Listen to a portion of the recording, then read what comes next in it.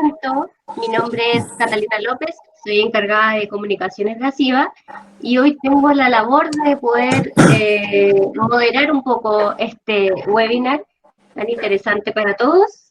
Así que bueno, en primer lugar quiero agradecer la presencia de la Ceremi. Les comento que el director del trabajo nos va a acompañar, pero en la ronda de preguntas, porque en la mañana tenía una reunión impostergable, entonces como ella se había comprometido con nosotros, dijo que se iba a unir al finalizar el webinar para las preguntas. Respecto al funcionamiento, todos estamos entrando silenciados, ¿ya? Y sin video para poder ayudar en el fondo a que el internet no se recargue tanto y así la expositora pueda exponer de la mejor forma, ¿ya? Además, es importante que sepan que las preguntas se van a hacer solamente en el costado, tienen un chat, ¿verdad? Y la idea es que vayan realizando las preguntas en ese chat, a medida que se vaya generando la charla, ¿ya? Espero que aprendamos mucho, que disfrutemos y cualquier cosa, acá nosotros vamos a estar ayudándolos. Y es súper importante que por favor mantengan efectivamente en silencio tanto su cámara como su micrófono. Perdón, desactivada la cámara y en silencio el micrófono. ¿Ya? Ahora le voy a dar la palabra a nuestro presidente, don Ricardo Guerra, que va a dar algunas palabras de bienvenida. Don Ricardo. Hola, buenos días a todos. Primero, dar las gracias a María Violeta por acompañarnos y que haya tenido esta buena voluntad de darse un tiempo de venir a explicarnos estas normas que además se nos vinieron tan encima porque son nuevas, nadie las esperaba, la mayoría. Y entonces, según entiendo por los comentarios que me hacen nuestros abogados laborales y en general de las personas que tienen que ver todos estos temas relacionados con el capital humano, se han visto en la aplicación práctica con muchas dificultades, muchas complicaciones, muchas dudas sobre cómo realmente se van a aplicar. Este tema del teletrabajo requiere un montón de aclaraciones y explicaciones y la señora Ceremi ha tenido la buena voluntad de tomar este espacio para explicarnos y aclarar dudas, etc. También le doy la bienvenida a todos nuestros participantes, que la mayoría son representantes de empresas socias, para los cuales nosotros estamos trabajando. El equipo de ACIBA está haciendo un tremendo trabajo de generar actividades interesantes asociadas a la pandemia, asociadas a todas las situaciones que estamos viviendo en este país. Así es que, bienvenido a todos, muchas gracias y espero que esta actividad sea explorada y que sirva para agregar valor a todas las personas que participan. Muchas gracias, don Ricardo. Ahora le vamos a dar la palabra a la Ceremi. No sé si quiere compartir pantalla. Sí, te iba a pedir, Catita, que me puedas ahí... Sí. Este es Meet, dime dónde comparto pantalla. Presentar ahora, ¿no? Sí, donde dice presentar ahora, exactamente. Al lado de los puntitos.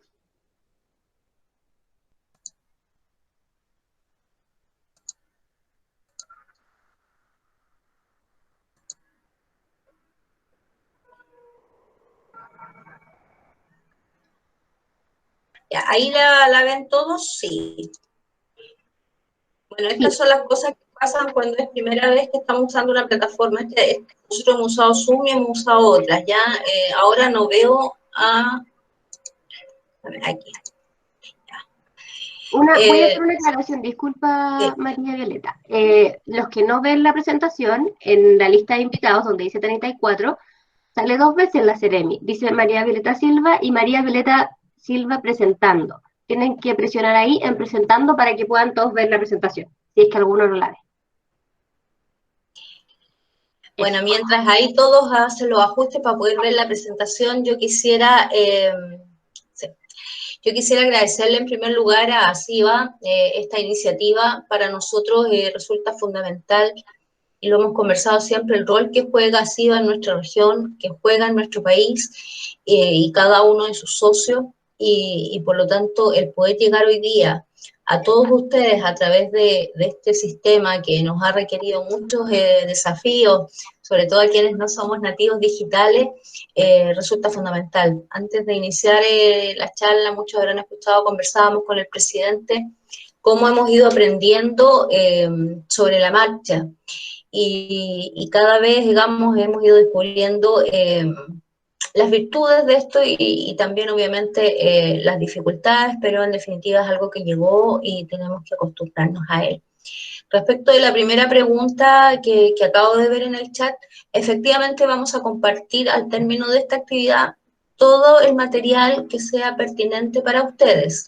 Tenemos la ley, la presentación, esta presentación para Rodrigo Besanilla, que ha estado en todas las charlas que he dado, ahora incluye algunos aspectos de la ley corta, al término de ello vamos a tener una ronda de preguntas con Cristian Chaguán, nuestro director regional del trabajo, y luego, como les digo, les vamos a mandar la ley, les vamos a mandar los links y una serie de preguntas frecuentes que hemos ido respondiendo tanto a través de la Dirección del Trabajo como de AFC, y los contactos para que ustedes sigan consultando una vez que revisen la presentación o que sus propios equipos necesiten aclarar dudas, o si alguno de ustedes tiene relación con pymes, empresas contratistas que les prestan servicio, que normalmente son las que están más abajo del caballo respecto de esto, podamos seguir manteniendo esa comunicación. Catita, aquí te voy a pedir ayuda. ¿Están viendo la presentación o no?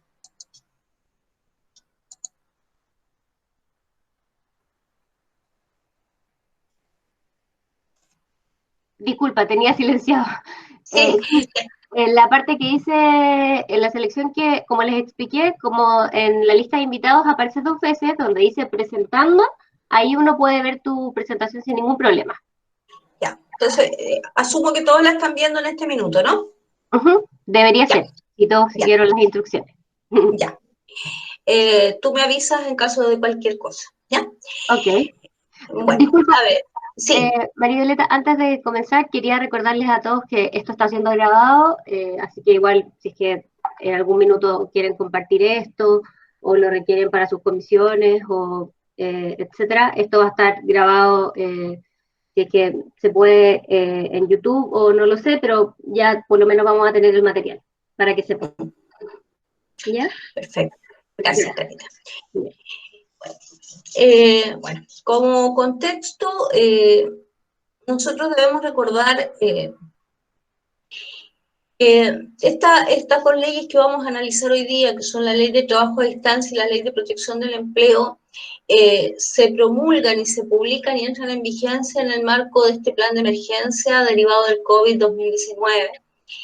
Y dentro de la estrategia del gobierno, el presidente Sebastián Piñera, que desde el día 1 nos dijo, mire, nosotros como gobierno tenemos 3 ejes. Primero, cuidar la vida y la salud de los trabajadores y de los chilenos y chilenas. En segundo lugar, cuidar la cadena de abastecimiento de mercaderías y servicios básicos.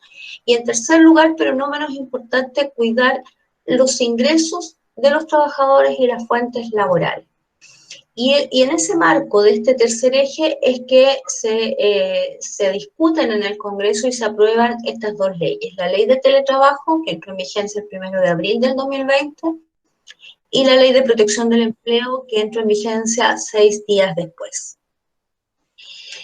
La primera, que es la ley de teletrabajo, yo prefiero llamarlo de trabajo a distancia, porque normalmente asociamos teletrabajo con lo que es trabajo a través de la tecnología, fundamentalmente de las tecnologías de información, como es Internet, como es la computación, y la verdad es que esta es una ley que va mucho más allá de eso, y que, haciendo memoria, a todo esto hace un poquito más de 2 años que nosotros tuvimos la primera reunión con la Comisión Laboral de ACIBA, donde les conté cuál era nuestra agenda laboral como gobierno enmarcada en el programa de gobierno.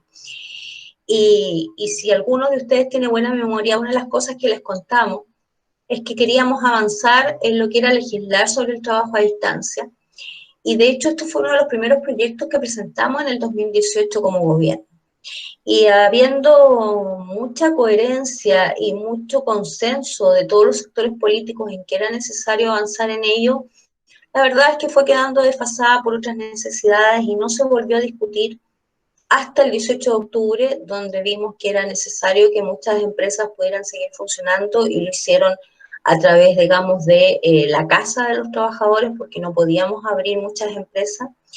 Y en ese minuto también nos ayudó a evitar, ¿cierto?, el aumento de los despidos, pero requería un rol súper acucioso de parte tanto de los trabajadores como de las empresas de hacer un anexo de contrato que garantizara el cumplimiento de las prestaciones recíprocas de las partes.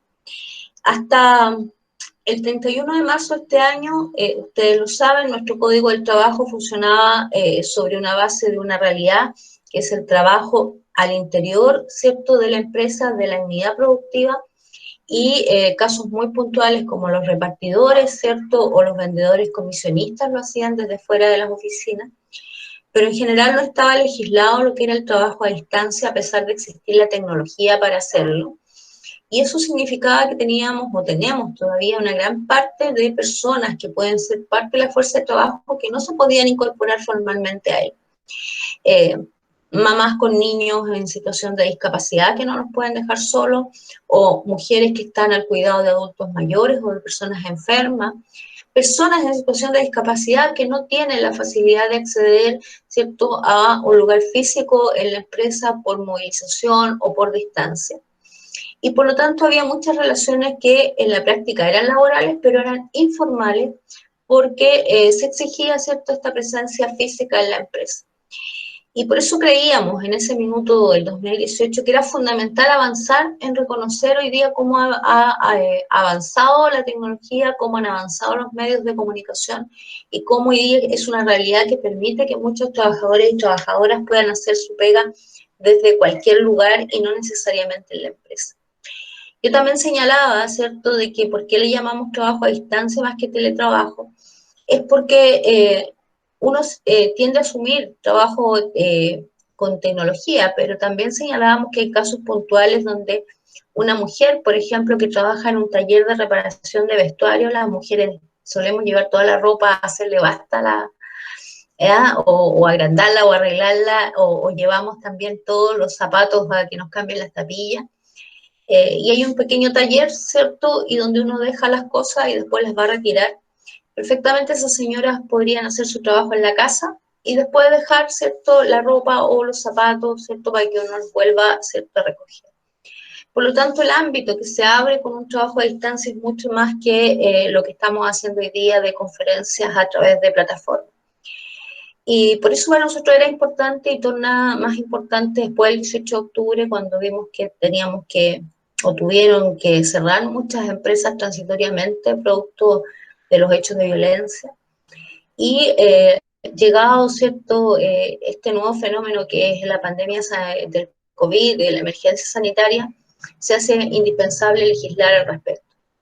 Y por eso es que esta ley de trabajo a distancia permite formalizar una relación laboral, vale decir, una relación que era informal, hoy día, ¿cierto?, ajustarla a estas normas de trabajo a distancia y con eso dotar al trabajador de un documento y de una relación laboral que no sea precaria, vale decir, con cotizaciones previsionales, con remuneración establecida y con obligaciones claras de parte de ambas partes respecto, digamos, de las funciones. Y eso resulta fundamental al momento, digamos, de poder hacer esta relación a través del trabajo a distancia. Que durante octubre, ¿cierto?, y marzo nos ayudó y que fundamentalmente exigía el consentimiento del trabajador. En eso las empresas lo hicieron muy bien, pero hubo otras, ¿cierto?, que impusieron el trabajo a distancia y por eso es que esta ley establece expresamente que debe constar por escrito el consentimiento del trabajador.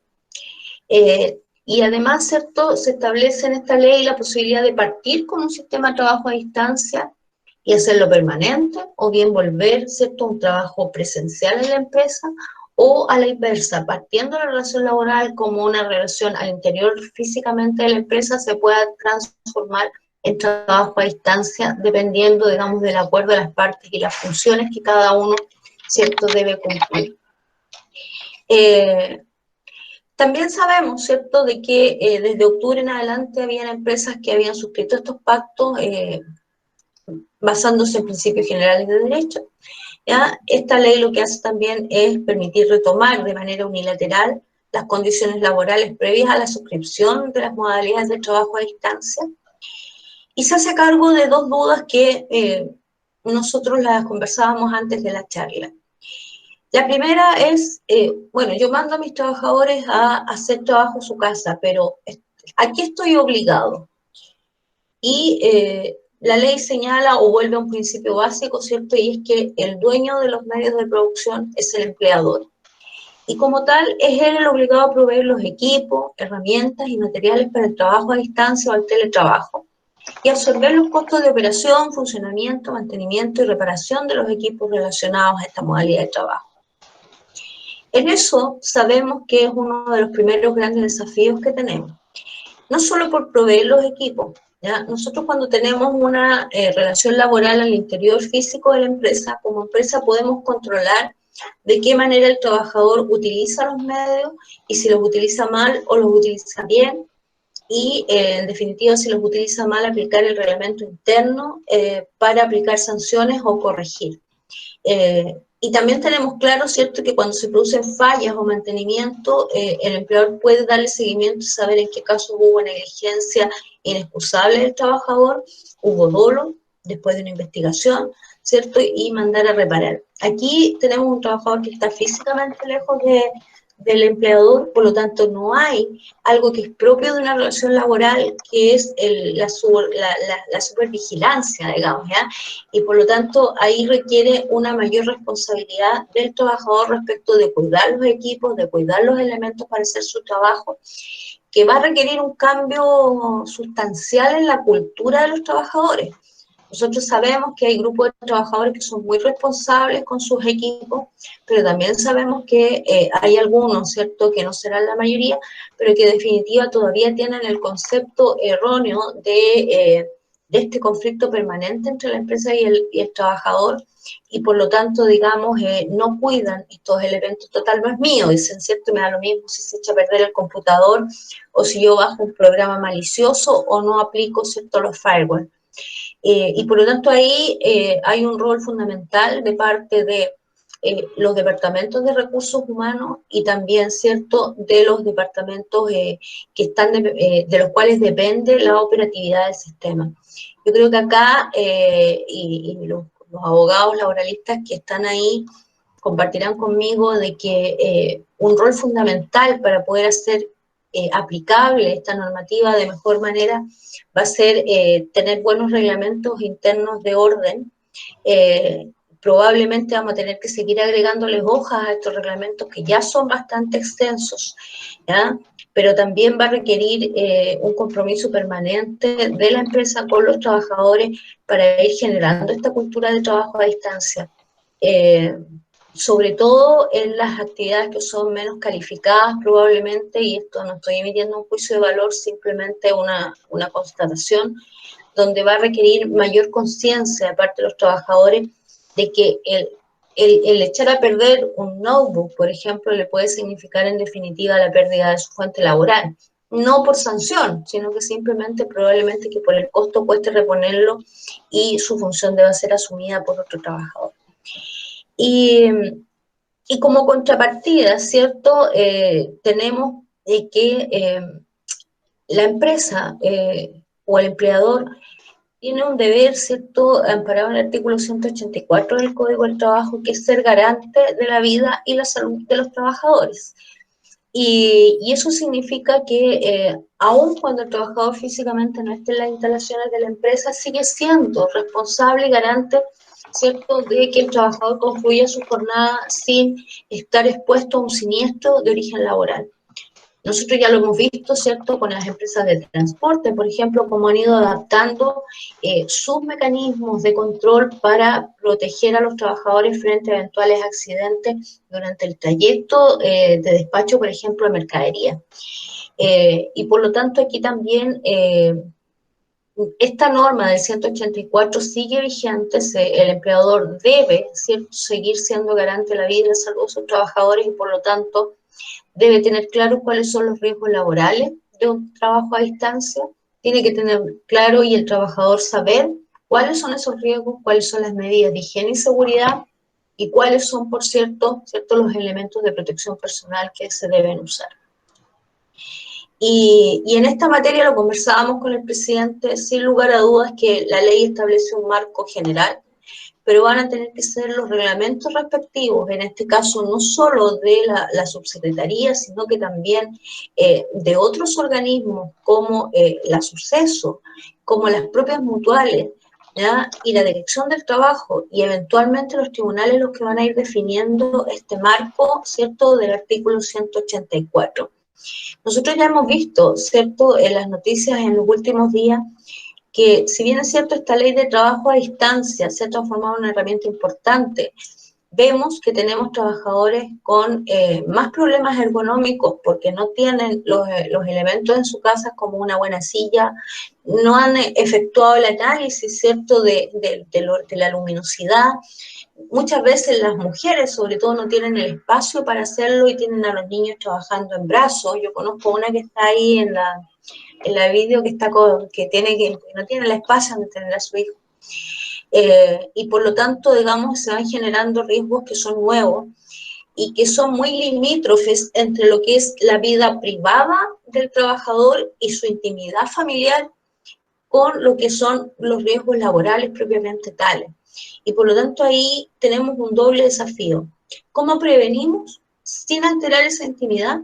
Y por otro lado las mutuales, que van a tener que, y la SUCESO, jugar un rol fundamental en determinar la trazabilidad, palabra tan de moda en estos días, respecto del origen de una determinada dolencia de un trabajador o una trabajadora, ¿cierto?, mientras hacía trabajo a distancia. Estando en la casa, y voy a poner un caso puntual, una mamá, ¿cierto?, que empieza a presentar contractura muscular, ¿ya? Cuídese, señora Ruth, bien. Se nos instaló ahí alguien que no está haciendo teletrabajo, él está en la oficina, es Eduardo Macías. Eduardo, silencia el micrófono, por favor. Les decía, ¿cierto?, de que tenemos ahí un gran desafío porque una persona que sufre una contractura muscular mientras está en la casa, una mamá, ¿es laboral? Mira, sí, estaba trabajando en el computador y la silla no era la adecuada. O no, fíjate que el problema fue por tener al hijo en brazos mientras trabajaba.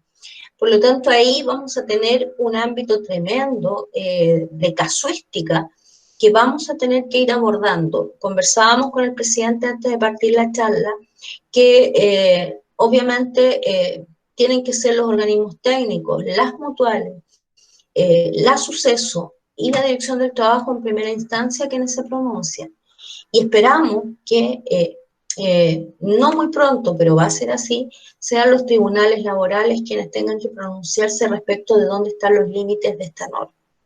¿Hubiéramos querido que fuera más específica? Probablemente sí, pero también no se olviden ustedes que la ley es un marco general de derechos y obligaciones y por lo tanto el aterrizaje de esa normativa general queda en manos del Poder Ejecutivo a través de la potestad reglamentaria y también, ¿cierto?, de los órganos técnicos como este. Y yo creo que en ambos casos, en el caso de proveer los elementos de producción, como también en el caso de las normas de higiene y seguridad, van a jugar un rol fundamental. Los trabajadores, sea en forma individual o sea en forma colectiva a través de sus organizaciones sindicales, los comités paritarios, que juegan un rol fundamental, los departamentos de prevención de riesgos por el lado de la empresa, y en definitiva, digamos, las mutuales, que son las que conocen el tema técnico respecto de los riesgos laborales. Y vamos a requerir mucha capacitación. Vamos a requerir... Perdón, ¿sí? Disculpe, lo que pasa es que se está quedando pegado a internet, entonces les quiero recordar a todos que por favor silencien su micrófono y también apaguen su cámara.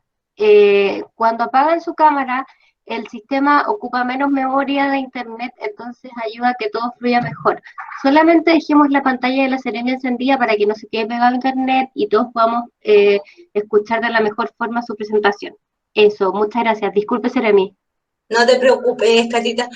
Le estaba diciendo, ¿cierto?, que con esto vamos a requerir mucha nueva cultura. Esto nos va a significar, guardando las proporciones, por cierto, esta es una nueva revolución industrial. Lo decíamos al comienzo del gobierno, ¿ya? Estas nuevas modalidades de trabajo son parte de un desafío permanente de la humanidad, ¿ya? Y por lo tanto, digamos, vamos a tener que adecuarnos a ella. Esta es la revolución 2.0 que le habíamos llamado. Esta es una concreción que produce, que se dicta, digamos, esta ley producto de una contingencia, pero que obedece a una realidad que es mucho más amplia que la misma emergencia. Y por lo tanto también esta ley de teletrabajo, trabajo a distancia, contempla algo que es inédito en nuestra legislación y además estamos muy contentos y muy chuchos con esta norma porque es la primera en Latinoamérica que se dicta, que es el derecho a la desconexión, que en definitiva y en palabras simples impone al empleador el deber de abstenerse, de tener o enviar correos que requieran respuesta urgente o WhatsApp o llamados telefónicos durante el periodo, digamos, de descanso del trabajador, por lo menos su descanso diario y semanal, y particularmente durante el feriado anual de los 15 días. ¿Ya? Ahí también tenemos que desarrollar, ¿cierto?, toda una cultura, pero por lo pronto, digamos, se ha establecido este derecho a la desconexión como parte también de la necesidad de los trabajadores de poder tener un espacio personal y por lo tanto también parte de la salud mental y la salud física de los trabajadores en virtud de este derecho a desconexión. Lo conversábamos recién con el presidente, en estos días nos ha costado, ¿no? Muchos de nosotros seguimos trabajando más allá de la hora, tenemos la costumbre de estar pegados al celular contestando WhatsApp y entre medio, ¿cierto?, se nos cuela uno del jefe y tenemos que responderlo, pero también va a requerir mucho trabajo de culturización, palabra difícil, respecto de la empresa y respecto a los trabajadores. Y en eso también yo creo que el repetir es una cosa que va a ser indispensable. Así como el año 50 aproximadamente empezamos, ¿cierto?, a generar conciencia del autocuidado en materia de accidentes del trabajo y hemos desarrollado una política nacional, ¿cierto?, a este respecto para ir disminuyendo la accidentabilidad, vamos a tener que abordar este tema del teletrabajo de manera permanente, porque más esta es una ley que es, a diferencia de la que vamos a ver ahora, esta es una ley permanente, ¿ya? No va a terminar cuando termine el estado de catástrofe, y por el contrario, ¿cierto?, tenemos que ir enriqueciéndola e ir avanzando, ¿cierto?, a cada vez establecer con más claridad dónde están los límites. Va a ser un desafío también para las empresas hablar, ¿cierto?, y establecer cuáles son las funciones que van a tener que realizar los trabajadores, cuáles son las tareas, cómo vamos a medir las metas, cómo vamos a medir la productividad. Todo eso es un ejercicio que vamos a ir teniendo que realizar día a día y que sin duda nos va a imponer muchos desafíos. ¿Por qué me quise detener más en esta ley de teletrabajo? Porque sin lugar a dudas las empresas que ustedes representan pueden utilizarlo. Es una ley que probablemente les va a dar muchas satisfacciones, pero también dolores de cabeza en el tiempo. Y ha pasado un poco a segundo plano producto de la Ley de Protección del Empleo, pero esta yo creo que es una gran herramienta el día de mañana para poder disminuir costos en las empresas y también reactivar la economía cuando pasemos esta pandemia sanitaria y sigamos con una pandemia social o con una recesión mundial que vamos a tener que levantar cabeza.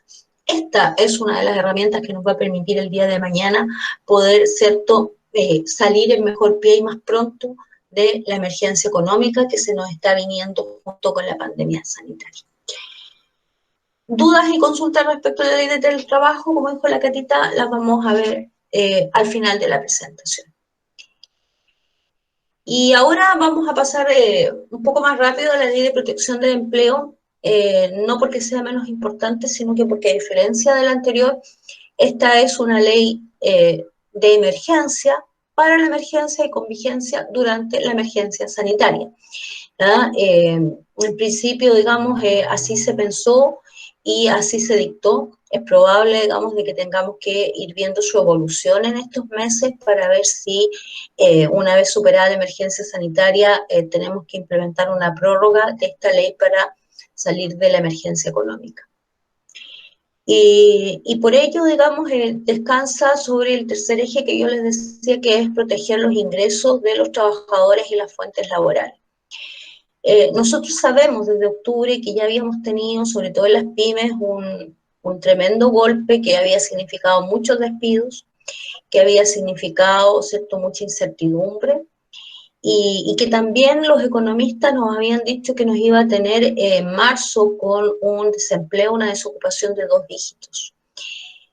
Producto de las medidas económicas que en ese minuto se tomaron, logramos sortear el mes de marzo con la desocupación en la región del 9,1, no llegamos a los 2 dígitos, tampoco a nivel nacional. Y dentro de las medidas que en ese minuto se empezaron a discutir era cómo protegemos los empleos, cómo protegemos los ingresos. Luego nos pilló esta otra contingencia que logró acelerar la aprobación de esta ley, que en definitiva tiene un objetivo que es proteger los ingresos de los trabajadores y también proteger las fuentes de empleo, permitiendo que los trabajadores cuenten con seguridad social. Y a grandes rasgos, en síntesis, esta ley contempla 2 novedades. Una, el regular expresamente la posibilidad de suspender una relación laboral, y en segundo lugar, que los trabajadores puedan hacer uso de su seguro de cesantía, no obstante estar vigente la relación laboral. Eso es a grandes rasgos lo que esta ley contempla. ¿Y a quiénes beneficia? Beneficia a los trabajadores que, más que cotizan, yo decir, están afiliados al seguro de cesantía, ¿ya? Y a las trabajadoras de casa particular, ambos grupos que se vean afectados por el COVID-19 y por la necesidad de los empleadores de alguna manera reducir su costo de mano de obra. Muchos han preguntado por qué solo a ellos, porque si ustedes analizan la ley, muchos de ellos, ustedes ya nos han acompañado en varias charlas, saben que el financiamiento de esta ley salió del seguro de cesantía, de las cuentas individuales y del Fondo Solidario para el cual el gobierno le inyectó 2.000 millones de dólares. Y en el caso de las trabajadoras de casa particular se financia con sus propios ahorros o con el aporte que hace el empleador del 4,11% para el fondo de indemnización cada mes. ¿Quedaron fuera otros grupos? Sí, trabajadores informales, trabajadores honorarios, los pensionados que no cotizaban para el seguro de cesantía y los trabajadores que habían sido contratados antes del 2004 y que hoy día mantienen la misma relación laboral porque para ellos era cierto voluntario acogerse. Para esos grupos es que está la otra parte de la red de protección que hemos implementado, donde está el bono COVID, el ingreso mínimo garantizado, donde está también la ley IFE de ingreso familiar de emergencia, que estamos empezando a pagar la próxima semana, ¿ya? Y bueno, el proyecto de ley de seguro para los trabajadores honorarios, que está un poco detenido en el Congreso, más que por el tema puntual de hoy día, por lo que va a significar el futuro, y que sin duda probablemente van a quedar grupos afuera que van siendo cada vez menos, ¿ya? Porque esta red de protección que hemos implementado está logrando llegar a ya un 80-85% de los sectores de mayor vulnerabilidad. Y por lo tanto, digamos, si a eso le sumamos las medidas de reactivación económica que dependen del Ministerio de Hacienda y del Ministerio de Economía, orientadas directamente a inyectar liquidez a las pymes, podamos tener un mejor piso de flotación mientras dure esta crisis. Y que además, digamos, como lo ha dicho el ministro Briones, tenemos que ir guardando lo poco ya que nos va quedando para ir viendo cómo evoluciona esta crisis, porque esto no es una foto, lo dijo el ministro Briones, esto es una película, ¿ya? Y a diferencia de las películas de ciencia ficción, este virus no va a demorarse dos horas en ser atacado y destruido, sino que vamos a estar mucho tiempo con él y por lo tanto tenemos que ir haciendo y tomando las medidas con responsabilidad fiscal y que sean sustentables en el tiempo. Por lo tanto, primero, ¿a quiénes beneficia? Trabajadores que están inscritos en el seguro de cesantía. ¿Por qué digo que están inscritos y no cotizan? Porque puede haber empresas que hayan solo declarado las cotizaciones y no pagado. Los trabajadores también quedan incluidos dentro de este beneficio. Y también se establece la posibilidad de que tuviera un efecto retroactivo para quienes hubieran celebrado estos pactos de suspensión de contrato o iniciado procesos de desvinculación a partir del 18 de marzo, que es cuando se decreta el estado de catástrofe. En el caso de los pactos todavía pueden, digamos, tener efecto retroactivo los pactos de suspensión, pero si ya había trabajadores que fueron desvinculados. Podía rescindirse la desvinculación siempre y cuando no se hubiera firmado el finiquito. Nosotros sabemos que el plazo para firmar y ratificar el finiquito es de 10 días, por lo tanto, a estas alturas de mayo pudiera quedar un universo muy pequeño de trabajadores que no han firmado el finiquito y a cuyo respecto los empleadores pudieran rescindir o dejar sin efecto el proceso de desvinculación. Pero si los hubieran, todavía pueden hacerlo, en la medida, digamos, de que estos despidos obedezcan a causas del COVID. ¿Qué alternativas establece la ley? Fundamentalmente dos. Nosotros las hemos separado en tres para efectos didácticos. Uno es la suspensión temporal del contrato de trabajo, que puede ser o por un acto de autoridad o por un pacto de suspensión. Y en tercer lugar, un pacto de reducción temporal de la jornada de trabajo. La primera es la suspensión del contrato por acto de autoridad y que opera cuando la autoridad, yo le agrego aquí entre paréntesis competente, declara la paralización de las actividades económicas de manera temporal para el país o una zona en particular, ¿ya? Acto de autoridad competente. Hoy día, estando el estado de catástrofe decretado, la única autoridad, ¿cierto?, competente para declarar la paralización de una actividad económica es el Poder Ejecutivo, desde el Presidente de la República y particularmente la autoridad sanitaria hoy día. No pueden, con todo el respeto que nos merecen los alcaldes ni alcaldesas, propiamente tal, dictar un acto de autoridad derivado de esta pandemia y por lo tanto, digamos, los cierres que ellos pueden hacer se basan en una ordenanza o en una aplicación de algunos casos puntuales de la ley de municipalidades. Pero aquí la ley se pone en el caso de un acto de autoridad, como fue la declaración de estado de catástrofe, que obligó al cierre, ¿cierto?, de salas de cine, de salas de eventos y de restaurantes que atienden público, dejando solo permitido el delivery para todo el país, o bien, ¿cierto?, las zonas particulares que están declaradas en cuarentena, donde el cierre es aún mayor, quedando abiertos en general supermercados, farmacias y estaciones de servicio. Esto que hace un mes atrás lo veíamos más lejano, hoy día lamentablemente se nos acerca más ante la solicitud, ¿cierto?, de autoridades locales de la región de pedir la declaración de cuarentena para la región de Valparaíso. Ayer veíamos en la tercera que se está analizando la posibilidad de San Antonio, Valparaíso y Viña. Ahora, esperemos que mientras más se tarde en declarar la cuarentena, obviamente las empresas van a seguir pudiendo funcionar. Y aquí, en esta suspensión por acto de autoridad no requiere el consentimiento de las partes, opera de pleno derecho desde que se dictó el estado de catástrofe el 18 de marzo o desde que se decrete cuarentena en los casos particulares. Por ejemplo, el Gran Santiago, la semana pasada, hubo un acto de autoridad que obliga al cierre de muchas empresas y por lo tanto esas empresas pueden acceder, ¿cierto?, a los beneficios de esta ley sin el consentimiento de los trabajadores y obviamente, digamos, la empresa tiene que cumplir con esta norma. ¿Qué efectos tiene? Se suspenden las dos prestaciones básicas de la relación laboral. Por un lado, el empleador, ¿cierto?, de pagar remuneración y por otro lado, el trabajador de prestar los servicios. ¿Cuáles son las obligaciones que mantiene el empleador? De pagar cotizaciones previsionales y de salud. Al final vamos a ver la ley corta para ver cuáles son los porcentajes, pero en general es entre un 70 y un 100% de los ingresos. Queda fuera solo la obligación de cotizar para la ley de accidentes del trabajo y enfermedades profesionales, por razones obvias, el trabajador no está prestando servicio. Entonces, y el trabajador no presta servicios, el empleador no paga remuneración, solo cotizaciones. Y durante este periodo en que esté suspendido el contrato, el trabajador va a recibir ingresos, no remuneraciones, como dice ahí, ingresos con cargo al seguro de cesantía, ¿ya?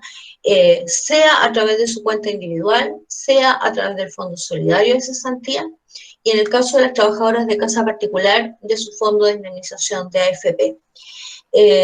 En todos estos casos, la gradualidad del pago el primer mes es del 70% y va disminuyendo a medida, digamos, de que avanzan los meses de suspensión, en los mismos términos que lo hace, ¿cierto?, el seguro de cesantía tradicional, ¿verdad?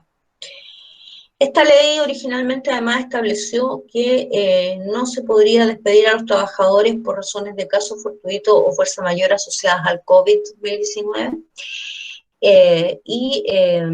Porque si ustedes recuerdan, cuando vimos las cifras de términos de contrato en el mes de marzo, vimos que se nos había ido a los cielos la cantidad de despidos por caso fortuito o fuerza mayor, que estaban, por cierto, justificados en la gran mayoría de los casos, pero que también iban a significar que los trabajadores quedaban sin ingreso, porque además esta causal impide pagar el mes de aviso y el mes por año, por lo tanto perdían la antigüedad, y además iba a significar una judicialización gigantesca, porque obviamente todos los trabajadores iban a reclamar la improcedencia del caso fortuito fuerza mayor.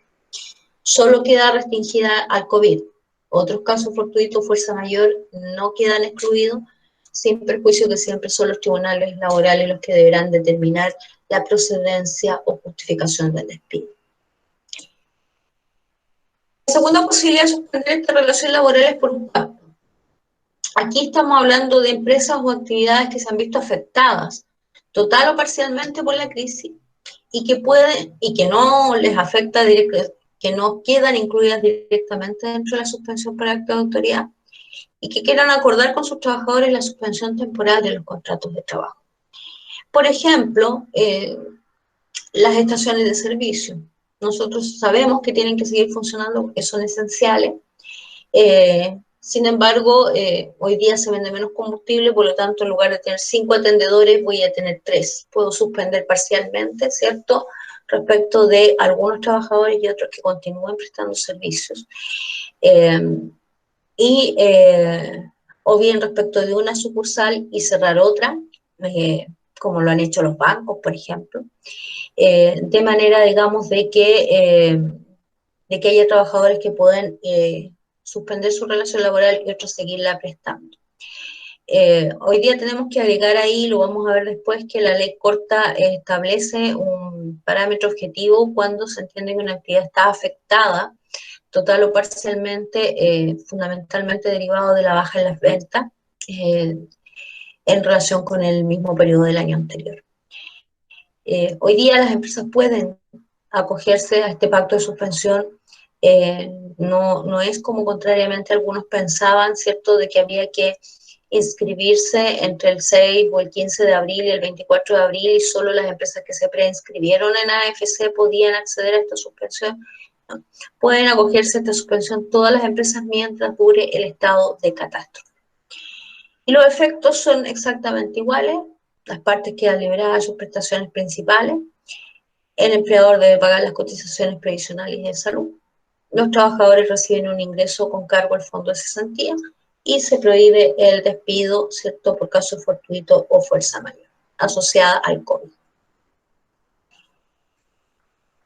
La tercera figura, nosotros ya la veníamos estudiando desde el 18 de octubre, que es la posibilidad de reducir la jornada laboral. Aquí nosotros tenemos 3 normas que son ordinarias en materia de jornada laboral, ¿cierto? Tenemos una jornada ordinaria de jornada completa de 45 horas semanales, una jornada parcial de 30 horas semanales, tope, ¿cierto?, los trabajadores excluidos de la limitación de jornada, que son los del artículo 22 del Código del Trabajo. Aquí, ¿qué es lo que se permite? Se permite, ¿cierto?, que los empleadores puedan acordar con los trabajadores, sea en forma individual, sea en forma colectiva, a través del sindicato, reducir su jornada hasta en un 50%, la jornada semanal.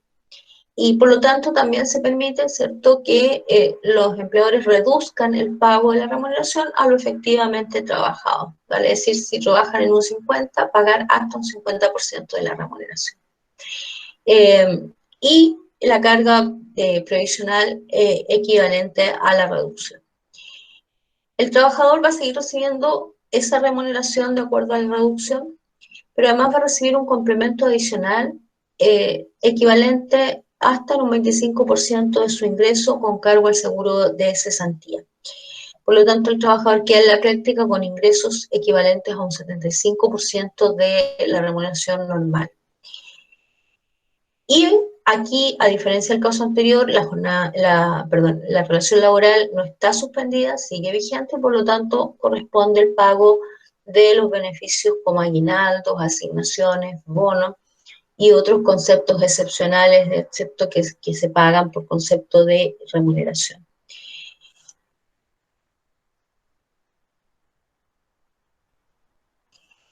¿Cuáles son los requisitos para acceder a estos beneficios? En el caso de los trabajadores, cuando es suspensión de contrato, acreditar que tienen cotizaciones continuas en los últimos 3 meses, o 6 cotizaciones continuas o discontinuas durante los últimos 12 meses, y de las cuales las 2 últimas correspondan al empleador que hace uso de esta ley. Y en el caso de reducción de jornada, distinguimos entre contrato indefinido y contrato a plazo fijo. En el contrato indefinido, requerimos 10 cotizaciones mensuales, continuas o discontinuas, con el mismo empleador, con el que está usando, digamos, la ley. O en el caso del contrato a plazo fijo, 5 cotizaciones mensuales, continuas o discontinuas, también con el empleador que está haciendo uso de esta ley. Aquí tenemos que hacer algunas correcciones respecto a los requisitos del empleador. Esta presentación, originalmente la ley señala que no se ponían requisitos para el empleador para la suspensión de la relación laboral. Bueno, en el caso de acto de autoridad se necesita el acto de autoridad, pero en el caso de suspensión por acuerdo entre las partes no existían requisitos. Hoy día la ley corta sí lo establece, lo vamos a ver más adelante, un requisito, digamos, que fundamentalmente es de evitar tener, ¿cierto?, una disminución de la productividad o de las ventas en un porcentaje determinado. Y en el caso de la reducción de la jornada de trabajo, sí se establecen requisitos que son alternativos, no son copulativos, ¿vale? Es decir, la empresa no tiene que estar en estas 4 situaciones, sino que basta con que esté en una. La primera, ser contribuyentes de IVA y demostrar una disminución promedio del 20% en las ventas en los 3 meses anteriores al pacto, con relación al mismo año al mes anterior. Nosotros estamos en mayo, si yo quiero celebrar este pacto hoy día, tendré que acreditar esta baja con los IVA de los meses de marzo, abril y febrero, 2020 versus 2019. Ahí hay una disquisición respecto de si es necesario, digamos, de que la empresa efectivamente, digamos, realice prestaciones grabadas con IVA o también incluye a los que están exentos de IVA. Y eso también en la ley corta se hace cargo y expresa que también las actividades exentas pueden, digamos, acogerse a esta ley. En segundo lugar, la empresa debe estar en un proceso de reorganización o de asesoría económica de insolvencia. Estos dos son procesos vinculados a la que antes llamábamos ley de quiebra, hoy día ley de insolvencia y reemprendimiento. Y este requisito se acredita con el certificado de la superintendencia respectiva. Y esta última, o tercera o cuarta, si ustedes quieren, que es lo que los abogados llamamos el concepto válvula, ¿ya?, que es amplia y que permite, digamos, márgenes de interpretación y por lo tanto da más facilidad o más libertad de acción. Que es estar en una situación de funcionar la empresa, pero con la necesidad de reducir la jornada de los trabajadores, sea por un tema operacional, sea por un tema financiero o por un tema de seguridad. Ejemplos, lo hemos puesto, ya lo pusimos, el de la misma estación de servicio, que probablemente en lugar de optar por una suspensión de la relación laboral, use, ¿cierto?, una reducción de jornada a un 50% para reajustar los turnos, ¿ya? Un tema financiero, simplemente las ventas no les dan, a lo mejor no cumple con el requisito del 20%, pero no les dan y necesitan ajustar sus costos. O por un tema de seguridad. Hemos visto, ¿cierto?, sobre todo los locales más pequeños, o también empresas grandes, donde por el distanciamiento físico que debe existir entre trabajadores, no puedo tener probablemente 50 trabajadores en el mismo lugar y debo, ¿cierto?, hacer las adecuaciones y probablemente ahí puedo reducir jornadas. La semana pasada, le conté al presidente, estuvimos en una construcción de un edificio, ahí se tomó una medida diferente, pero es un poco para darles el ejemplo. Si yo tengo 10 trabajadores trabajando en el mismo piso, ¿ya? Sea porque estoy poniendo ventanas, sea porque estoy poniendo todo lo que son las terminaciones, y por el distanciamiento físico no me da para tener esas 50 personas al mismo tiempo, yo podría, ¿cierto?, optar por reducir jornada para poder hacer ese trabajo con seguridad respecto del COVID. O una empresa que probablemente, ¿cierto?, tiene un casino pequeñito y no puede tener a los trabajadores todo el día, también pueda, ¿cierto?, reducir la jornada y establecer turnos de manera, digamos, de asegurar el distanciamiento. Aspectos importantes, ya lo hemos visto, queda prohibido desde la entrada en vigencia de la ley y hasta por 6 meses despedir por caso fortuito fuerza mayor con motivo del COVID. Los pagos de los beneficios se hacen primero con cargo a la cuenta individual de cesantía de los trabajadores y solo una vez que este se agota entra a tallar el fondo solidario. Y en tercer lugar, ¿cierto?, los trabajadores con reducción de jornada siguen recibiendo las asignaciones o beneficios que hubieran pactado, que se hubieran transformado en cláusula tácita del contrato. Las sanciones que estableció la ley original: sanciones de cárcel para quienes utilicen indebidamente estos beneficios, sanciones administrativas a través de la Dirección del Trabajo, y sanciones civiles, que no es otra que restituir las sumas indebidamente percibidas. La ley habla de los correspondientes reajustes.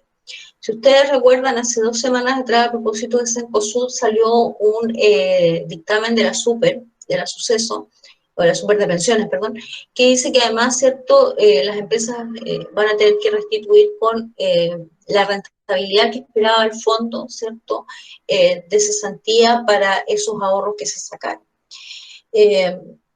Por lo tanto, las sanciones son graves, no son livianas. ¿Por qué? Porque tenemos 2.000 millones de dólares invertidos del presupuesto fiscal en el seguro solidario, y porque además, ¿cierto?, en la cuenta individual, si bien es cierto, el gran porcentaje de cotizaciones de cargo del empleador es parte de los beneficios del patrimonio de los trabajadores. Rápidamente, ¿cómo se paga el seguro de cesantía? En el caso de la suspensión de contrato, primero corre la cuenta individual. En los casos del contrato indefinido, partimos con una tasa de reemplazo del 70% de la remuneración para llegar a un 35% el quinto mes. Y en los contratos a plazo fijo, partimos con un 70% de tasa de reemplazo para llegar al tercero con un 45%. Esto de los meses y la cantidad de giros, no se olviden ustedes que es parte de la ley tradicional del seguro de cesantía. Lo que hemos mejorado son las tasas de reemplazo. En el caso de la suspensión de contrato, una vez que se agota la cuenta individual, entra a tallar el fondo solidario, y ahí tenemos exactamente las mismas tasas de reemplazo a las que yo les señalaba. La diferencia es que el valor inferior, vale decir, lo mínimo que puede recibir un trabajador en los primeros meses es 225.000 pesos, hasta el último mes 175.000. Ahí hemos subido el valor inferior de manera de garantizar un ingreso mejor a los trabajadores mientras dure la suspensión. Este ejemplo, también se los vamos a compartir, es cómo va operando la reducción de jornada en proporción a los ingresos brutos originales desde los 900.000 hasta el mínimo, que son 320.500 hoy día, con distintos ejemplos de reducción de jornada, cuál es el porcentaje de complemento y cuál es el monto del complemento. De manera, digamos, de que ustedes ven que es decreciente en ambos casos. Trabajadoras de casa particular, ellas no pueden optar a la reducción de jornada, solo la suspensión de contrato es de decisión de la trabajadora, y en ese caso, suspendido el contrato, aquí poder suspender el contrato tiene que estar un contrato escrito formalizado. Por lo tanto, las trabajadoras de casa particular que no tienen contratos formalizados no entran en esta ley, ¿ya? Por lo tanto, contrato formalizado, en segundo lugar, que el empleador le haya pagado el 4,11% del fondo de indemnización. Y solo en ese caso la trabajadora va a poder girar desde esa cuenta hasta un 70% su remuneración mensual imponible, o el saldo total si fuere inferior. Y si hay un monto intermedio, en los meses siguientes, entonces la AFP después del primer mes va a ir girando también en forma similar a lo que es la tasa de reemplazo del seguro de cesantía. Brevemente, ley corta, porque esto se lo vamos a dejar. Al principio la ley establecía, ¿cierto?, que las cotizaciones de los trabajadores iban a ser pagadas, calculadas sobre el 50% de la remuneración imponible. La ley corta establece una proporción diferente. En el caso de lo que es AFP y seguro de invalidez y sobrevivencia, se toma como base de cálculo el 100% de la prestación que recibe el trabajador del seguro de cesantía, de 70, 55, 45, 35. Y en el resto de las cotizaciones de seguridad social, vale decir, lo que es salud fundamentalmente, el mismo seguro de cesantía y la ley sana, ahí se toma como base de cálculo el 100% de la última remuneración mensual percibida por el trabajador, la remuneración efectiva antes de la suspensión o antes de la reducción. ¿Y esto por qué? Para garantizar dos cosas, fundamentalmente, que en caso de pérdida de la salud, estamos en una crisis sanitaria, el trabajador pueda tener acceso a las prestaciones médicas y también, ¿cierto?, pueda tener acceso al subsidio de incapacidad conforme a la remuneración que percibía. Cuando un trabajador entra con licencia médica, se suspende el pago del ingreso por seguro de cesantía. Y lo mismo opera con las trabajadoras de casa particular. Ahora, estando suspendidos los contratos de trabajo, ya no solo el empleador no puede despedir por COVID, sino que tampoco va a poder despedir por las demás causales. ¿Ya? Solo quedan facultados, entre comillas, para finiquitar o poner término a una relación laboral por las causales del 159. Mutuo acuerdo de las partes, renuncia, muerte del trabajador, obviamente, vencimiento del plazo y conclusión del trabajo o servicio que dio origen al contrato.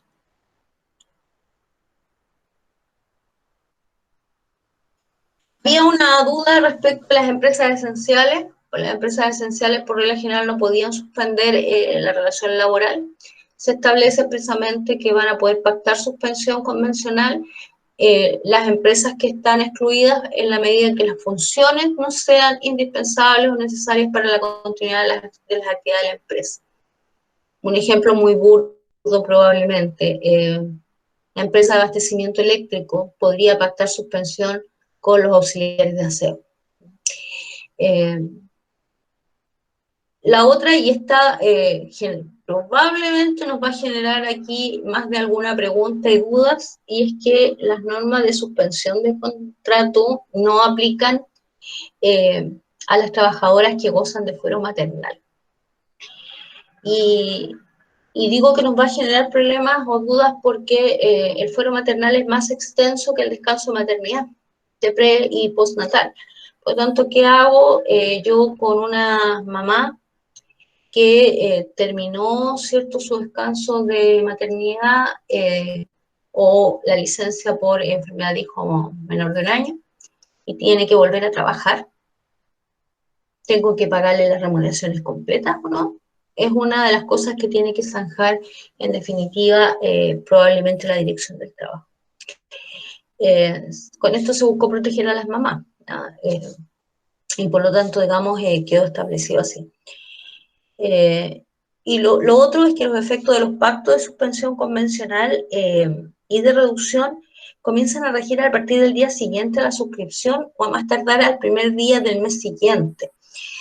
Antes teníamos un tema que si yo establecía una suspensión el día 10 de mayo, ¿ya?, por más que lo acordara para contar del 11, el efecto no era más, sino antes hasta el 1 de junio, digamos, no podía tener efecto desde el día siguiente. Esto es lo que les señalaba recién. En caso de suspensión del contrato de trabajo, pacto de suspensión, el empleador tiene que verse afectado. Se estableció un parámetro objetivo y es que se entiende o se presume, ¿ya?, que el empleador se ha visto afectado parcialmente cuando en el mes anterior a la suscripción del pacto de suspensión los ingresos por venta o servicios netos del IVA hayan experimentado una caída igual o superior a un 20% respecto del mismo mes del año anterior. abril con abril, mayo con mayo. Y sí se presumirá, ¿ah? Y al ser una presunción meramente legal, es probable, digamos, es posible que la empresa pueda demostrar que hay una afectación que es diferente, digamos, a esta causal objetiva. Ahí, como verán nuestros colegas que están conectados, van surgiendo mucha pega para lo que se viene. El rol de la Dirección del Trabajo, en la ley original habían quedado dudas respecto de quién tenía la legitimación activa, quién podía denunciar a una empresa que se acogía injustificadamente a la Ley de Protección del Empleo. Hoy día se aclara que es cualquier trabajador que se crea afectado, él por sí o la organización sindical puede recurrir a la Dirección del Trabajo para que la dirección investigue. Y la dirección va a poder requerir información no solo al Servicio de Impuestos Internos, sino que a cualquier otra entidad pública o privada que le permita establecer la situación real de la empresa. Y aquí está también lo que les decía, ¿cierto? Que era un vacío, que de verificarse la efectividad de la denuncia, la empresa está obligada a pagar las remuneraciones íntegras de los trabajadores por todo el tiempo en que haya durado el pacto, y además reintegrar a las cuentas individuales de cesantía los fondos que hayan sido pagados a cada trabajador con los reajustes e intereses legales correspondientes. Esta es una norma que se complementó en relación con las pensiones alimenticias. ¿Qué pasa con las pensiones alimenticias cuyo monto es retenido por el empleador mes a mes? Aquí se va a permitir, digamos, que del seguro de cesantía se saquen las pensiones alimenticias. Y aquí se va a producir un tema que es un poquito complejo operacionalmente, pero no legalmente. Como el dinero lo va a cubrir el seguro de cesantía, la AFC va a tener que, entre comillas, entregarle esas platas al empleador para que el empleador a su vez pague la pensión alimenticia, sea en la cuenta que sea abierto por el alimentario o bien, ¿cierto?, a la cuenta del tribunal en caso que no hubiera una cuenta individual. Ahí se va a producir un tema, obviamente que va a requerir mucho ajuste operacional entre la AFC y el empleador. Si ustedes me preguntan, pero yo no estaba ahí, yo hubiera operado más bien con una compensación al estilo, digamos, de lo que pasa con la asignación familiar y las cajas de compensación, pero se estableció así. Esto era lo otro, habían dudas respecto a los trabajadores que se acogían a la Ley de Protección del Empleo, si además podían seguir percibiendo el subsidio del empleo joven o el bono de trabajo mujer u otros estatales. Se estableció que sí, que pueden complementar, digamos, sus ingresos con estos bonos que estaban recibiendo de antes y que son permanentes y no obedecen a la emergencia. Esta norma que ustedes ya la conocen porque fue probablemente la que más debate tuvo, que las empresas no pueden dividir o repartir dividendos, perdón, si hubieran suspendido contrato de trabajo. También pega para los abogados. Si ustedes se fijan ahí, las sociedades anónimas que han suspendido contrato de trabajo, sus trabajadores no podrán repartir utilidades durante el ejercicio comercial en que mantengan contratos suspendidos. Frase para los abogados. Y tampoco van a poder repartir ciertas utilidades a aquellas empresas que sean parte de un holding, de un grupo empresarial, que fue más bien, digamos, esto obedeció a la realidad de Cencosud y París. Y las empresas controladas por sociedades que mantengan capitales o empresas, perdón, relacionadas con territorios jurisdiccionales con régimen preferencial tampoco van a poder acogerse, que son, digamos, las zonas extremas fundamentalmente. Esta es la última norma de la ley corta, que es una norma bien puntual. Muchos organismos técnicos de capacitación, consultoras que presentan y programas, digamos, proyectos a los programas del Estado, las mismas empresas manipuladoras de alimentos de la JUNAEB, por haber recibido ingresos del Estado, estaban o no comprendidas en esta ley, se dejó expresamente establecido que sí, ¿ya? y que en el caso de las manipuladoras de alimentos de la JUNAEP no pueden acogerse a la ley porque están recibiendo ingresos del Estado, ¿ya? En la medida en que sigan recibiendo los ingresos normales, no tienen una causal de justificación para suspender relaciones laborales. Página donde se puede recurrir, ahí tenemos una, protecciondelempleo.cl, tenemos la otra que es la afc.cl, y tenemos la página de la Dirección del Trabajo, que también tiene para responder las dudas, consultas que ustedes tengan en relación con la operación de la ley. Eso es, a grandes rasgos, ambas leyes. No sé si la Catita va a ir leyendo las preguntas, Catita. Sí, bueno, primero que nada, muchas gracias. Y bueno, acá hay varias preguntas de Esteban Lavandero, que es el presidente de la Comisión Laboral y Capital Humano de ACIBA, y me gustaría que Esteban, si las pudiese realizar. Esteban. Sí, aquí estoy. A ver, yo hice algunas preguntas que pueden ir a la Seremi, pero también al director de trabajo. Y son las preguntas que me han llegado por parte también de la comisión. Yo no sé si la metodología es que las haga o las lea, están en el chat, o sinceramente escoja la Seremi y después el director las que le acomoden para poder irlas respondiendo. Me parece que leerlas creo que no. Ya. A ver, como lo hemos hecho en otras ocasiones, primero quiero darle la bienvenida formal a Cristian Chaguán, está ahí en línea. Nosotros vamos respondiendo todas en la medida que nos dé el tiempo. Aquí las que mandan son la señora Alejandra, la Catita y el presidente. Nosotros podemos darle las preguntas. La primera, déjame ver dónde está, se me perdió. Si quieres, yo se la puedo ir leyendo. A ver, Esteban, veo que la primera dice: existirá un listado de requerimientos de seguridad para aquellos trabajadores que continúan prestando servicios. Esteban, obviamente que los requerimientos están ya dados por la Seremi de Salud, que es la autoridad sanitaria la que maneja los requerimientos, y que están haciendo un trabajo conjunto con las mutuales, con el IST, la ACH y la actual de la Cámara Chilena de la Construcción, ¿ya? Y también con el ISL, que es el Instituto de Seguridad Laboral, ¿ya? En eso cada uno tiene que ir determinando cuáles son los riesgos laborales generales y particulares de esta crisis, y por lo tanto en eso hay que estar súper atentos. Aquí quienes dan las instrucciones no son ni los trabajadores ni los empleadores, son los organismos técnicos. Y esto lo digo también porque en muchos casos que me ha dicho: oiga, es que yo tengo miedo de ir a trabajar porque me puedo contagiar, no voy. Esa no es una causa.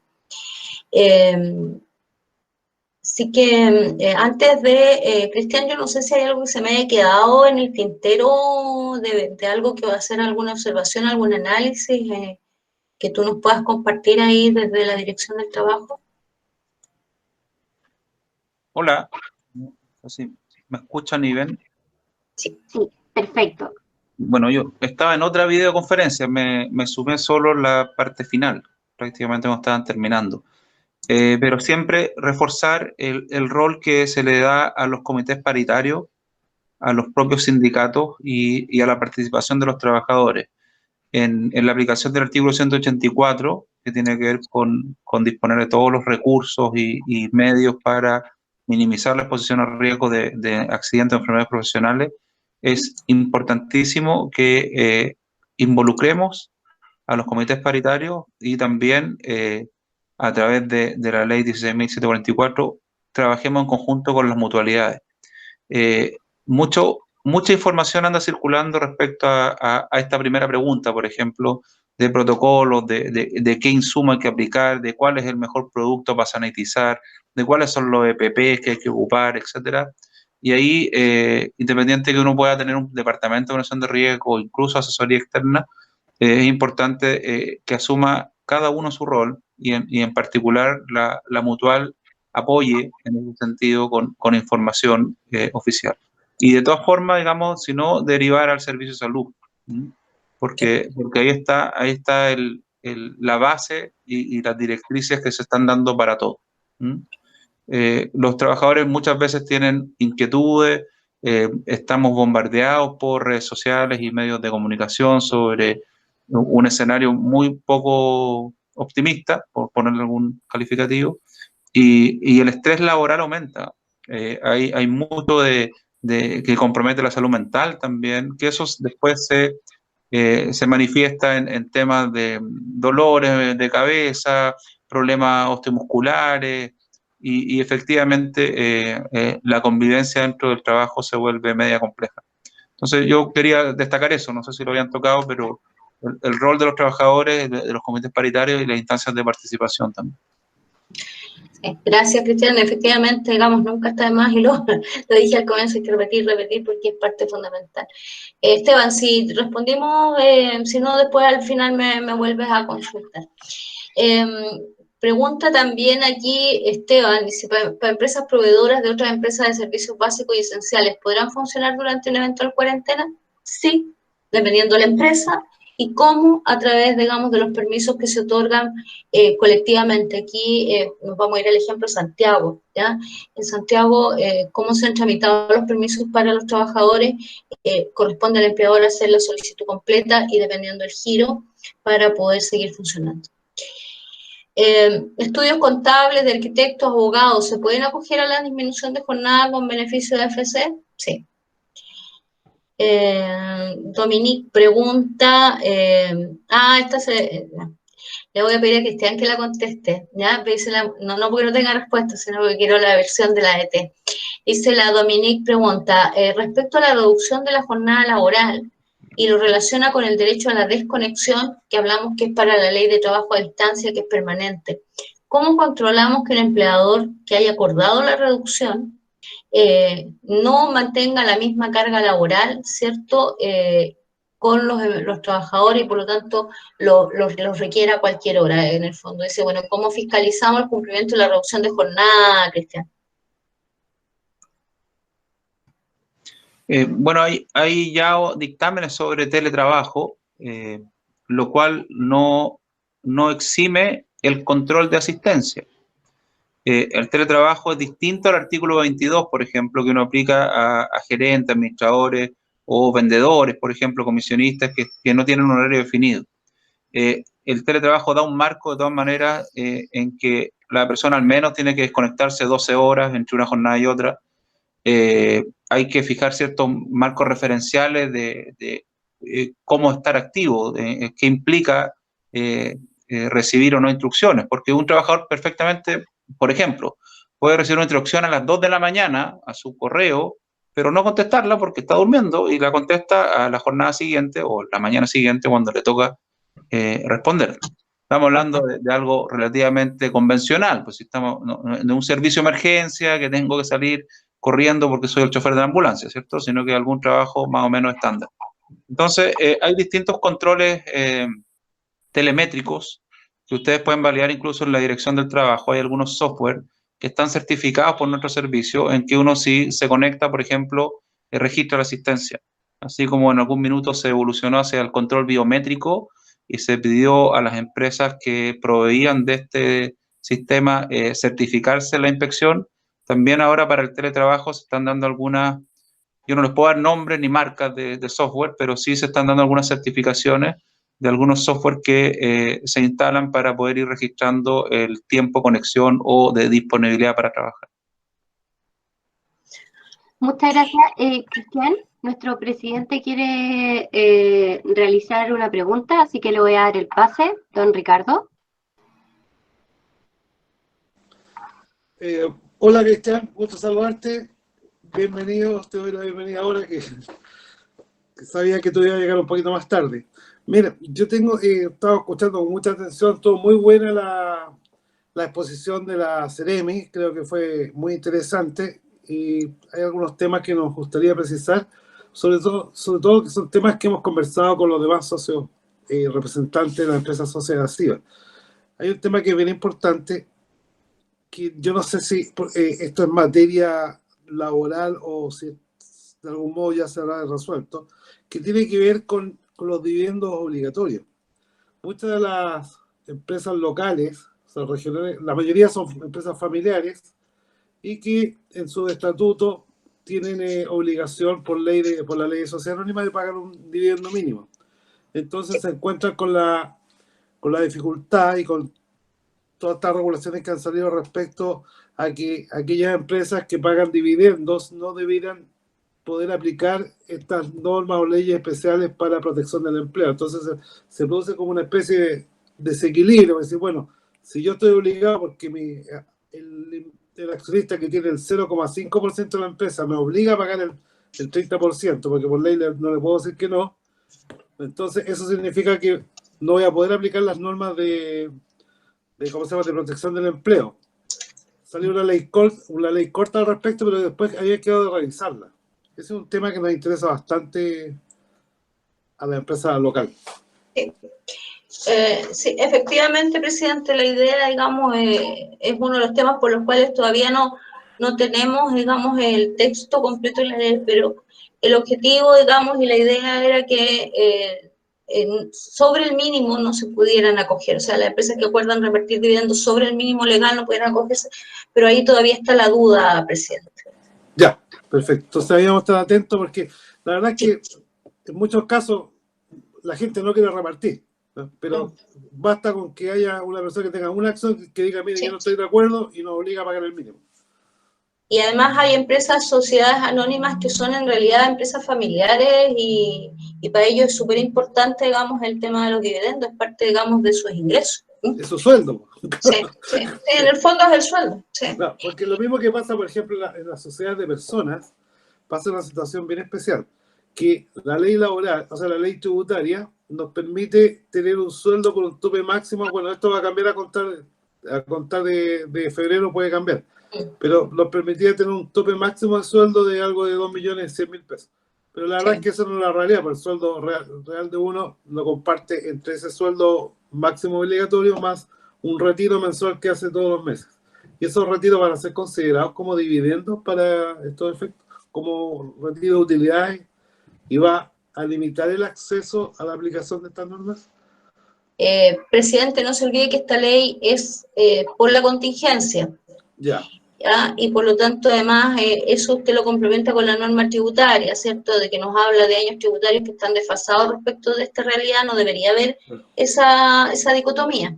Ya, perfecto. Por eso en algún momento cuando yo les hablé de esto de repartir utilidades, ¿ya? Y les dije, va a ser tarea para los abogados. Yo no puedo en este minuto, en el rol en el que estoy, extenderme mucho, pero seguro Rodrigo se nos va a poder explicar, porque el año comercial, en estricto rigor, es el año pasado, no es este. ¿O no, Rodrigo? Estamos repartiendo utilidades respecto al año comercial 2019, no 2020. Claro, sí, eso es así. ¿Ah? Y la explicación que da, digamos, mucha gente es exactamente, por ejemplo, cuando pasó el caso de Falabella, el caso de Latam, claro, decía, miren, nosotros lo que estamos repartiendo un dividendo respecto a las utilidades del año pasado, no de este año. Gracias. Entonces estamos en ese juego, pero sí provocó reacciones al punto de que la Cámara del Senado, o sea, el Senado sacó una ley que dijo, mira, ¿sabe qué? Si usted reparte dividendos, no puede aplicar la norma. Sí. Entonces ahí nace este tema. Sí. O sea, pero hoy día todavía no está definido. Se está revisando la revisión. Ya, perfecto. Y otro tema es el de, que de algún modo se ha tocado, pero quería como centrar la idea. Perdón, presidente, que el Esteban tiene aquí dos preguntas más cortitas, ¿se las podemos responder? Y de Sí, ahí, por supuesto. Sí, encantado. A ver, el Esteban, la Dominica aquí. Director, estas dos preguntas son para usted. ¿Ya? La primera pregunta, Esteban, si se pueden realizar préstamos o entregar bonos a trabajadores que estén con pacto de suspensión, eso es fácil. Y la segunda son números. ¿Cuál ha sido el porcentaje aproximado de negociaciones colectivas regladas que se han acogido a la postergación?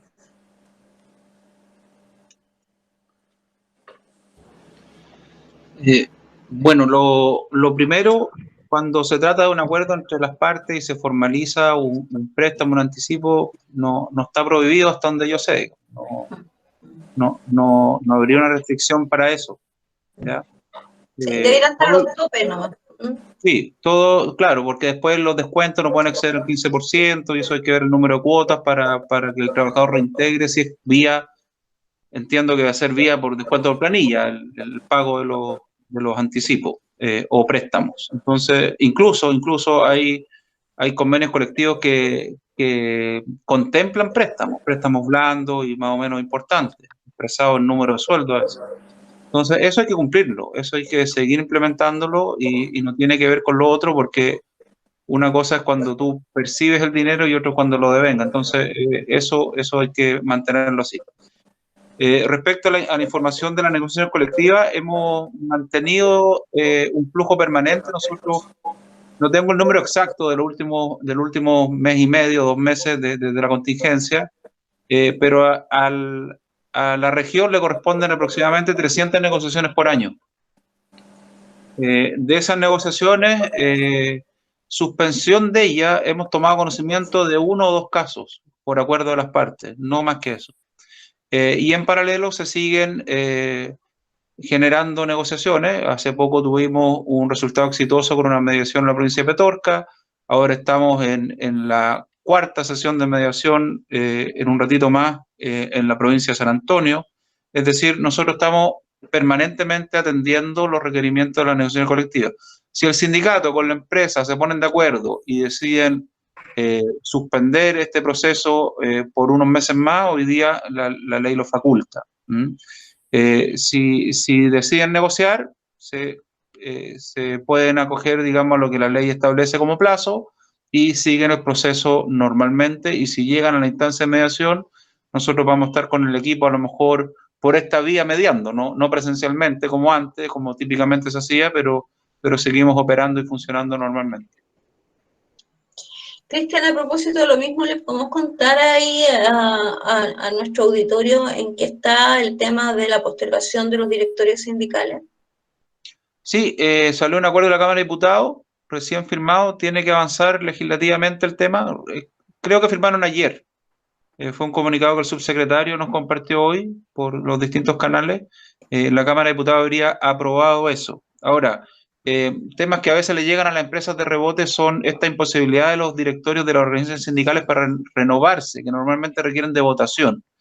Bueno, comentarles, invitarlos también un poco a la modernidad. Hay muchos sindicatos que votan remotamente, hace mucho tiempo, que lo establecen en su estatuto y lo valían a la comisión electoral del propio sindicato, valía el método, y eso se puede hacer así, y después igual se deposita en nuestra oficina el resultado de esa votación.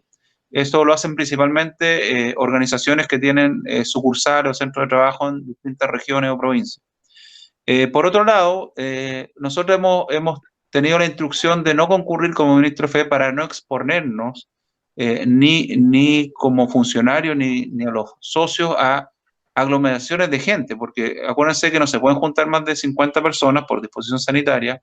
Entonces de repente nos encontrábamos con galpones o casas de cambio o comedores donde concurrían todos los trabajadores a salir un turno a votar. Eso se está evitando. Pero sí hemos asistido a votaciones de todas formas, en la medida que en coordinación con la directiva sindical y muchas veces con la facilidad de la empresa, se adapten recintos para que se garantice la distancia social y se cuenten con las medidas de higiene necesarias, ¿ya? Y eventualmente también podrían hacer esta elección ante un notario como ministro de FE, digamos, eso no se descarta. Pero en ese sentido, digamos, nosotros estamos abiertos a recibir cada caso. Las 2 últimas preguntas que nos quedan acá son también para ti, Cristian. Las voy a leer las 2 juntas. Los formatos de suspensión en la página de la inspección no contienen plazos. ¿Cuál es la duración mínima de los pactos? Y Rodrigo Besanilla vuelve a insistir y pregunta por el dictamen de la Dirección del Trabajo en materia de trabajo a distancia. El aplicativo que está en la página web de la Dirección del Trabajo es para suscribir pacto de reducción de jornada a contar del momento en que se ingresa. Es decir, desde que yo ingreso al sistema, en esta fecha, a contar de esta fecha, yo podría registrarlo. Por tanto, no es que no tenga fecha. Si yo lo hago hoy, va a quedar con fecha de hoy. Entonces, es distinto si ustedes han suscrito pactos anteriores, físicamente en papel, en donde ha firmado el trabajador y ustedes como empleadores. Eso debiese contar desde esa fecha, debiesen registrarlo físicamente o vía la oficina de partes virtuales en la inspección del trabajo que a ustedes les corresponda por jurisdicción. Entonces, el aplicativo es solo para suscribir. Si yo no tengo nada pactado y lo quiero pactar hoy día, me puedo valer de ese aplicativo con las claves únicas de los trabajadores y las claves de los representantes legales de la empresa para suscribirlo electrónicamente, ¿ya? Y ahí hay que aclarar eso. Respecto al teletrabajo, yo le ofrezco hacer una exposición por esta vía, a lo mejor en una semana más, y lo abordamos en detalle. Tenemos una presentación que nosotros partimos haciendo ayer a nuestros asistentes laborales, la vamos a hacer el 28 con nuestros fiscalizadores por esta vía, y si ustedes quieren, tal vez la primera semana de junio podríamos agendar algo en la tarde y aclarar muchas dudas. Sí, a mí me parece súper porque además dos cositas. Una, recordar que la Dirección del Trabajo ve los pactos de reducción de jornada, los pactos de suspensión de relación laboral, es tema que se tramita a través de la página web de la AFC y que lo tienen que hacer ustedes como empleadores. El trabajador solo indica su cuenta de pago. Y a propósito de lo mismo, Marisol pregunta, ¿cierto?, respecto al teletrabajo, y de ahí le doy la palabra al presidente. La exclusión del límite de jornada de trabajo del artículo 22 para trabajadores en modalidad de trabajo a distancia, ¿implica que desempeñan funciones sin fiscalización inmediata y directa? Y yo lo señalé antes, son temas diferentes el artículo 22 con el teletrabajo. O es uno o es otro. Sí. De todas formas, el dictamen se lo podemos enviar si nos dejan algún correo de contacto. El dictamen de teletrabajo se lo podemos compartir, es público. Sí, podemos mandar ahí a la Catita o a la Alejandra San Miguel. No, presidente, disculpe la interrupción, ahora sí. Está todo muy bien, muchas gracias. Sí, era un tema, un comentario pequeño nomás, que respecto de la medición de las ventas para efecto de saber si la empresa puede acogerse o no a alguna de estas normas. En realidad lo que más va a afectar a la empresa va a ser la disminución de sus flujos. Probablemente todos estamos facturando lo que más podemos, hasta por si acaso facturamos y después dedicamos a cobrar. Entonces, como esto es una cadena, en realidad donde se va a ver afectado realmente el problema es en los flujos de caja de la empresa. Es un pequeño detalle. Y una de las cosas que como empleadores, digamos, que nos preocupa bastante es este tema. Yo sé que lo tocaron. Ahora el director dice, nos ofrece que puede hacer un webinar con este tema. Es la separación. Dice, oye, mira, la persona está trabajando dentro de la casa, está en su casa, está con su familia y también está trabajando. Entonces, sí me agradezco mucho el aporte del director para ver si podemos aclarar eso. Por ejemplo, el tema de la jornada. A mí me está pasando, esto es la realidad práctica, yo sé que tengo trabajadoras que están en su casa y no las puedo molestar a las 9 de la mañana porque sé que o están haciendo cosas en la casa o están tomando desayuno porque se levantan más tarde. Entonces, yo no sé si es posible tener un horario que se cumplan las 7 u 8 horas diarias, pero no es jornada así de jornada directa o 4 horas de la tarde, 4 en la mañana. O sea, si es posible acomodar los horarios para que la gente pueda funcionar también en la casa. Son las dudas que tenemos. Eso debiese convenirse, ¿no? Estos horarios debiesen convenirse. Por eso yo les sugiero que como son muchos casos, muy particulares a veces, lo podamos discutir en específico en una conferencia especial para eso. Sí, no, encantado. Yo feliz que hagamos la conferencia. A priori, no sé su agenda, pero la primera semana de junio podría ser. Por tema de nuestro servicio nos conviene más 3 de la tarde, porque en la mañana estamos atendiendo todavía público. Perfecto. Lo coordinamos con el equipo y le revisamos inmediatamente. Para que... No hay problema. A ver si hay algunas otras personas que quieran participar y hacer un grupo, a lo mejor no tan amplio, pero hacer un grupo que pueda que pueda participar y después toda la información y respuestas las podemos hacer llegar a la comunidad. Eso. Sí, disculpe, don Ricardo, director, internamente nos vamos a poner de acuerdo con usted para coordinar una fecha y así convocar a los participantes para que si tienen dudas o cosas que usted le pueda resolver. Ok, ¿Le parece? muy bien. Muchas gracias. Muchas gracias a los dos, a la Seremi, a usted por la disposición, a los auditores por las excelentes preguntas. Y como les comenté, esto está grabado, así que si es que la Seremi y el director nos autorizan, podemos compartirlo en redes sociales para que quede para todos, o bien lo enviamos por correos para todos. No sé Sí. si podemos compartirlo. Catita, sí, por mi parte ningún inconveniente, al contrario, yo quisiera primero agradecerle al presidente Alejandra, a SIVA en general esta oportunidad, reiterarle, estamos a disposición de ustedes, para nosotros es súper importante que ustedes también nos ayuden a difundir esta ley, sobre todo la de protección del empleo, porque está pensada para 4,5 millones de trabajadores. Vamos alrededor de los 600.000, o sea, tenemos un universo al cual llegar, necesitamos que ustedes nos ayuden, necesitamos proteger las fuentes de empleo, porque aquí no solo estamos protegiendo a las empresas, no solo estamos protegiendo a los trabajadores, estamos protegiendo la paz social. No queremos otro estallido social y en eso tenemos que meternos todos a poder garantizar que los trabajadores tengan ingresos, tengan los recursos para poder sortear esta crisis y poder recuperarnos rápidamente. Así es que agradecida de nuevo, quedo a la disposición de ustedes, lo que necesiten, cuentan con nosotros. Entonces, quedamos a la espera del dictamen y a ver si Milena nos puede compartir la presentación también y nosotros vamos a subir esto a YouTube y yo le mando a Milena el enlace a YouTube y a los inscritos también, por supuesto. Gracias a todos, nos vemos en una próxima oportunidad. Un abrazo. Muchas gracias. Abrazo. Chao. Muchas gracias, María Victoria y Cristian. Queremos agradecerle en nombre de ASIVA. Muchas gracias por esta presentación.